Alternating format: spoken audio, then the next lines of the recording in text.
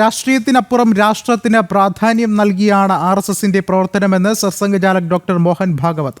നല്ല വ്യക്തികളെ സൃഷ്ടിക്കുന്നതാകണം വിദ്യാഭ്യാസത്തിന്റെ ലക്ഷ്യമെന്നും മോഹൻ ഭാഗവത് പറഞ്ഞു.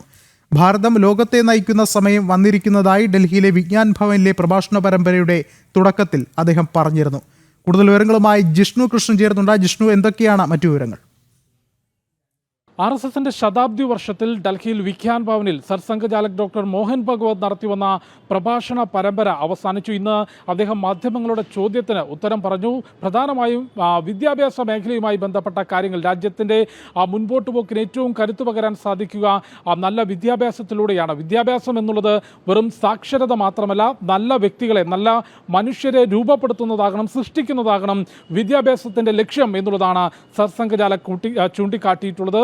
മാനവരാശിയുടെ നന്മയ്ക്ക് വേണ്ടിയാകണം വിദ്യാഭ്യാസം. അത് സാങ്കേതിക വിദ്യാഭ്യാസമാണെങ്കിലും അത്തരത്തിലായിരിക്കണം നമ്മൾ വിദ്യാഭ്യാസം നൽകേണ്ടത്. കൊളോണിയൽ സമ്പ്രദായം വിദ്യാഭ്യാസ മേഖലയിൽ നിന്ന് പൂർണ്ണമായും എടുത്തു കളയേണ്ടതാണ്. വിദ്യാഭ്യാസ മേഖലയിൽ നിന്ന് മാത്രമല്ല, രാജ്യത്തിൻ്റെ ഭരണശൈലിയിലും രാജ്യത്തിൻ്റെ ഓരോ മേഖലയിൽ നിന്നും കൊളോണിയൽ സമ്പ്രദായം പൂർണ്ണമായും ഒഴിവാക്കിക്കൊണ്ട് നമ്മുടെ പരമ്പരാഗത സാംസ്കാരിക മൂല്യങ്ങളെ ചേർത്ത് പിടിക്കുന്നതും ആ രീതികൾ പ്രയോഗിച്ചുകൊണ്ടുമാകണം എല്ലാ മേഖലയിലും രാജ്യം മുൻപോട്ട് പോകേണ്ടത് എന്നുള്ളതാണ് അദ്ദേഹം എടുത്തു പറഞ്ഞിട്ടുള്ളത്. കൂടാതെ വിദ്യാഭ്യാസത്തിലും രാജ്യത്തിൻ്റെ ഭരണശൈലിയിലുമെല്ലാം തന്നെ പൂർണ്ണമായും ഭാരതീയ സംസ്കാരം ഉൾക്കൊള്ളണം. ഇംഗ്ലീഷ് എന്ന ഭാഷ അതൊരു ഭാഷ എന്ന രീതിയിൽ നമ്മൾ പഠിക്കുന്നത് കൊണ്ട് യാതൊരു ദോഷവുമില്ല.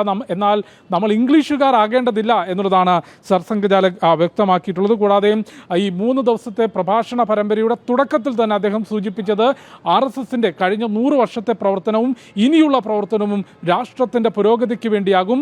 RSSന്റെ പ്രാർത്ഥനയുടെ ഏറ്റവും ഒടുവിൽ സ്വയം സേവകർ പറയുന്നത് പോലെ ഭാരത് മാതാ കി ജയ് എന്നുള്ളത് മാത്രമാണ് RSSന്റെ ആശയം. രാഷ്ട്രീയത്തിനപ്പുറം രാഷ്ട്രത്തിന് പ്രാധാന്യം നൽകിക്കൊണ്ട് RSSന്റെ പ്രവർത്തനം ഇതുവരെ നടന്നു, ഇനിയും മുൻപോട്ട് പോകും എന്നുള്ളതാണ് പ്രഭാഷണ പരമ്പരയിൽ സർസംഘചാലക് വ്യക്തമാക്കിയത്. ഡൽഹിയെ കൂടാതെ മുംബൈ, ബംഗളൂരു, കൊൽക്കത്ത നഗരങ്ങളിലും ശതാബ്ദി വർഷത്തിലെ പ്രഭാഷണ പരമ്പരകൾ ഉണ്ടാകും.